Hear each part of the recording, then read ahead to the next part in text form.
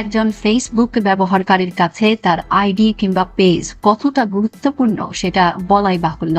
এই সামাজিক যোগাযোগ মাধ্যমটি এখন আর শুধু যোগাযোগ নয়, জড়িয়ে গেছে যাপিত জীবনের সকল ক্ষেত্রে।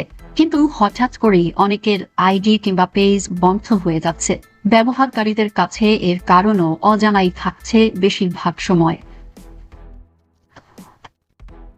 সম্প্রতি দেশের কয়েকজন সেলিব্রিটির ফেসবুক আইডি এবং পেজ হঠাৎ করেই ডিসেবল হয়ে যায়। শত চেষ্টা করেও তারা সেটা উদ্ধার করতে পারেননি।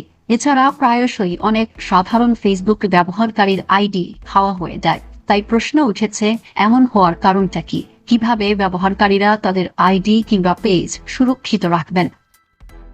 ফেসবুক ব্যবহারকারীদের জন্য মেটার বেশ কিছু নির্দেশনা রয়েছে, যেটাকে বলা হয় কমিউনিটি স্ট্যান্ডার্ড গাইডলাইন। তাতে বলা আছে, ফেসবুকে কোনো প্রকার সন্ত্রাস বা জঙ্গিবাদ সংশ্লিষ্ট কার্যক্রম চালানো যাবে না।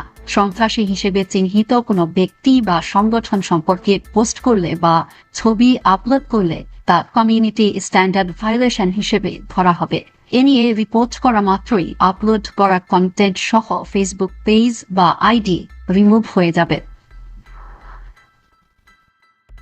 এছাড়া আপত্তিজনক কন্টেন্ট, হিংসাত্মক বক্তব্য, জাতি অথবা মানুষের ধর্ম, বর্ণ, লিঙ্গ কিংবা শারীরিক অক্ষমতাকে নিয়ে সরাসরি আক্রমণ করলে তা নিয়ে রিপোর্ট হলে ফেসবুক কর্তৃপক্ষ ব্যবস্থা নিয়ে থাকে। এক্ষেত্রে কখনো কখনো কয়েকদিনের জন্য পোস্ট বা কমেন্টস করা থেকে বিরত রাখা হয়। এছাড়া ধর্ষণ, মৃতদেহ ও দুর্ঘটনার ছবি বা ভিডিও পোস্ট করলে, আগুন কিংবা রক্তপাতের দৃশ্য প্রচার করলে, শ্মশানে মৃতদেহ পোড়ানো, যে কোনো ধরনের নির্যাতন, প্রাণী শিকার, প্রাণী হত্যা, প্রাণী জবাই, প্রাণীর ক্ষত বা কাটা দৃশ্য প্রচার করলেও সঙ্গে সঙ্গে ব্যবস্থা নেয় ফেসবুক কর্তৃপক্ষ। ফেসবুকে ভিডিও কন্টেন্টের ক্ষেত্রে রাইটস ম্যানেজার নামে একটি টুলস রয়েছে।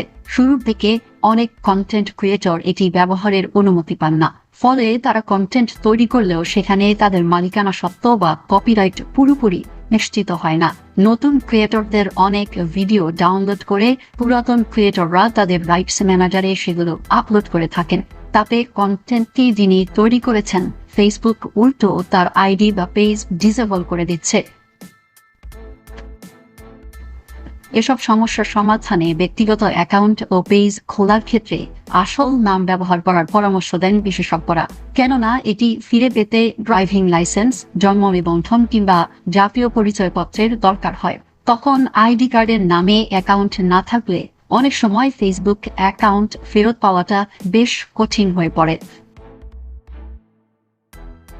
সব মিলিয়ে আইডি বা পেজ উধাও হয়ে যাওয়ার ক্ষেত্রে ফেসবুক কর্তৃপক্ষের কিছু দুর্বলতার সামনে চলে আসে। তবে বুয়েটের অধ্যাপক আশিকুর রহমান বলছেন, বাংলাদেশের ফেসবুক ব্যবহারকারীরা কমিউনিটি স্ট্যান্ডার্ডের সিংহভাগই মেনে না চলায় ক্ষতিগ্রস্ত হচ্ছেন। আইডি বা পেজ ডিসেবল হয়ে যাওয়ার এটাই মূল কারণ।